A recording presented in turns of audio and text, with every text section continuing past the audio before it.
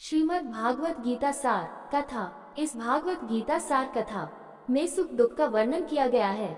इस भागवत गीता में मानव के लिए हर अच्छे और बुरे कर्मों का वर्णन दिया गया है। दोस्तों, आप सभी चैनल को सब्सक्राइब लाइक करते हैं, जिसमें आप लोगों को कुछ नहीं मिलता, पर इस चैनल पर जीने की राह और ज्ञान भरी बातें मिलती है।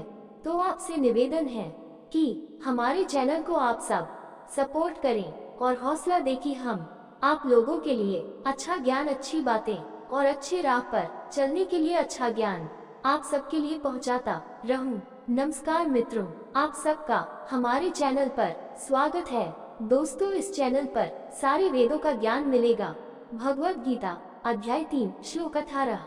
नैवतस्य कृतेनर्थो नाकृतेने कश्चित् न चास्य सर्वभूतेषु कश्चिदार्थ व्यापाश्रय। नैवतस्य कृतेनार्थो नाकृतेने कश्चन चास्य सर्वभूतेषु कश्चिदर्थ व्यापाश्रय।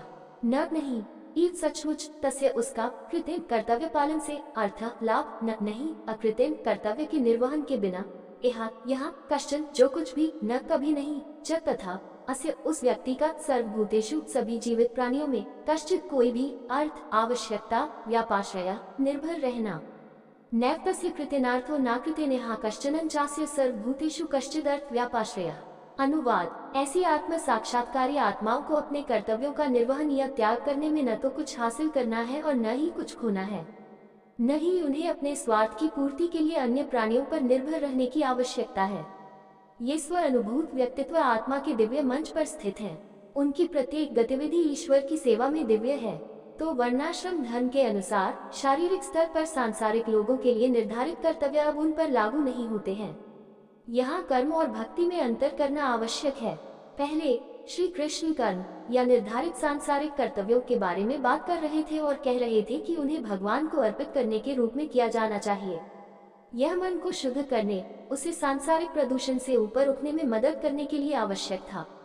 लेकिन आत्म साक्षात्कारी आत्माएं पहले ही ईश्वर में तल्लीन हो चुकी होती हैं और मन की पवित्रता विकसित कर चुकी होती हैं।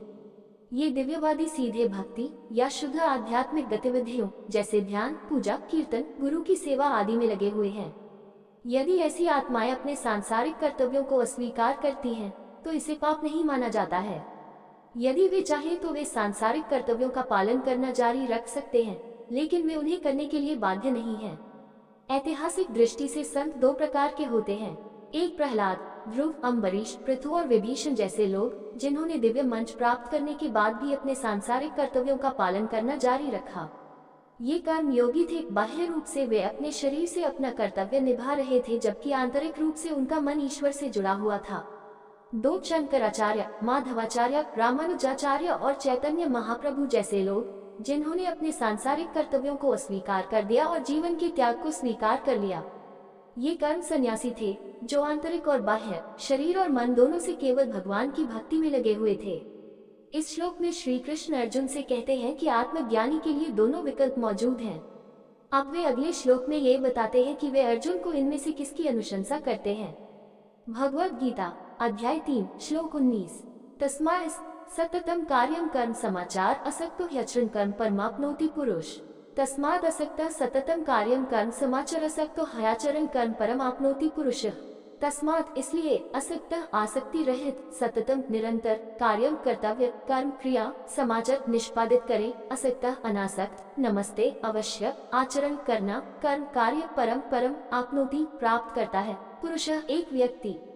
तस्मात् असक्तः सततम कार्यम कर्म समाचर असक्तो ह्यचरन् कर्म परम आपनोति पुरुषः। अनुवाद: इसलिए आसक्ति को त्याग कर कर्तव्य समझकर कर्म करो, क्योंकि फल की आसक्त हुए बिना कर्म करने से मनुष्य को परम की प्राप्ति होती है। श्लोक 3.8 से 3.16 तक श्री कृष्ण ने उन लोगों से अपने निर्धारित कर्तव्यों का पालन करने के लिए दृढ़ता से आग्रह किया जो अभी तक दिव्य मंच तक नहीं पहुंचे हैं। श्लोक 3.17 और 3.18 में उन्होंने कहा कि पारलौकिक व्यक्ति निर्धारित कर्तव्यों का पालन करने के लिए बाध्य नहीं है। तो अर्जुन के लिए कौन सा मार्ग अधिक उपयुक्त है? श्री कृष्ण की सलाह है कि कर्मयोगी बने, कर्म संन्यास न लें। इसका कारण वह श्लोक 3.20 से 3.26 में बताते हैं।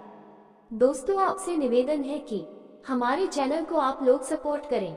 ये वीडियो अच्छा लगा हो तो लाइक शेयर सब्सक्राइब जरूर करें। धन्यवाद।